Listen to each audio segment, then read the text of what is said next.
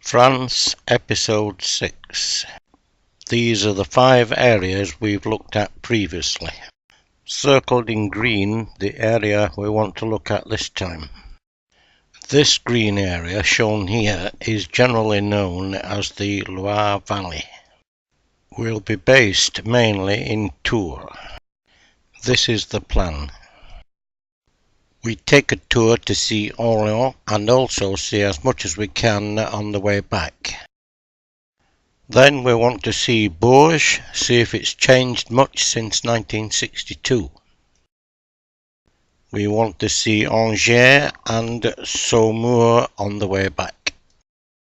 For the weekend, which falls in the middle of this period, we go down to Poitiers for a couple of days to see Poitiers and things around. Of course, we're going to this area to study its history, its architecture and such like, not just to traipse around the chateau with the tourists.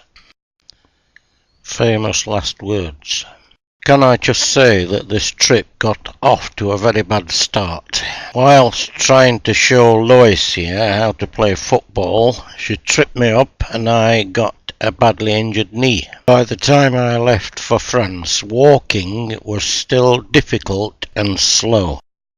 We're arriving in Tours now on the bus from the airport, and already we can see the Cathedral of St Gatien. This will probably be one of our first targets. So here we are now in Tours. Now here we've got the bus station. Just over here we've got the railway station.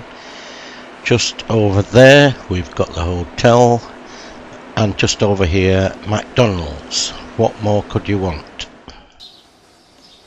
Glimpse of room and view from window.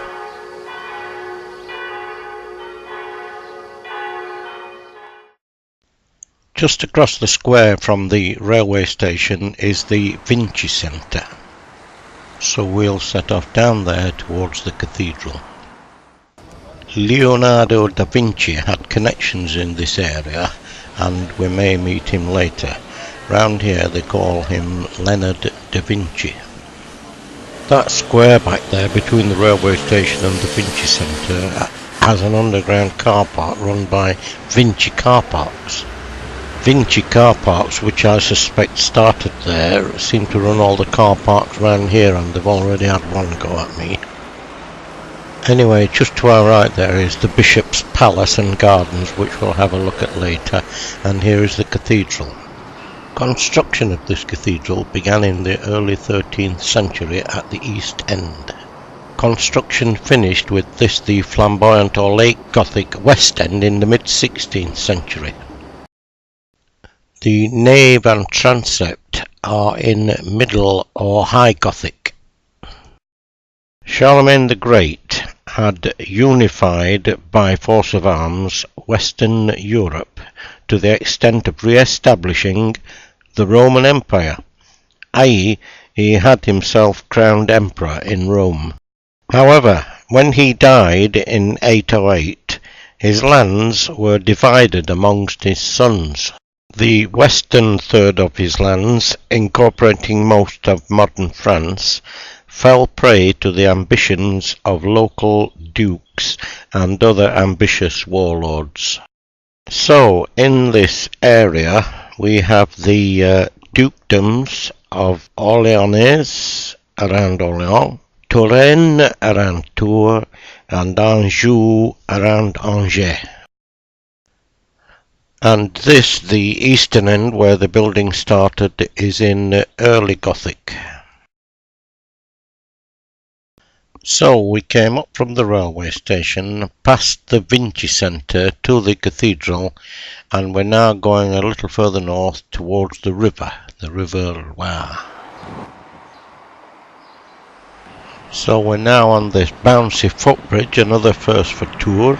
From here we can look back to the cathedral, and just to the left here is what remains of the chateau. This was built by Henry II of England, who we may mention later, and in 1429 Charles VII of France received Joan of Arc after her victory at Orleans. We shall see more of St Joan later. We are now meandering westwards through these medieval streets, and in the process we'll cross over Rue Nationale, which runs north to south right from Pont-Wilson up there down to the Hôtel de Ville. And this is what it looks like on the ground, all the way as far as you can see up there to all the way up there. I think it must be an old Roman road or something. It divides the two distinct old parts of Tours. The one on the right around the cathedral and the chateau, and the one to the left, which as near as I can make out is the older part and where the present city began, and it actually grew up around the church of St Martin. Today the social life, cafe life of Tours is very much centred around Place Plumereau here. But initially this whole area was very much a place of pilgrimage associated with St Martin. This Martin became Bishop of Tours in the 4th century and went on to become a key figure in the spread of Christianity throughout France. After his death, a giant cathedral was built over his grave, and this area became known as Martinopolis. To our right here is the new Basilica of St Martin, built in the 19th century. There are two giant towers left from the original church, which was knocked down by an anti-clerical mayor of Tours to drive a road from left to right at the top there. We're now right down at the south end of Rue Nationale, and there's the Palace of Justice, which you just saw there. No doubt Jack Straw, our new Minister of Justice, will be building some of those soon.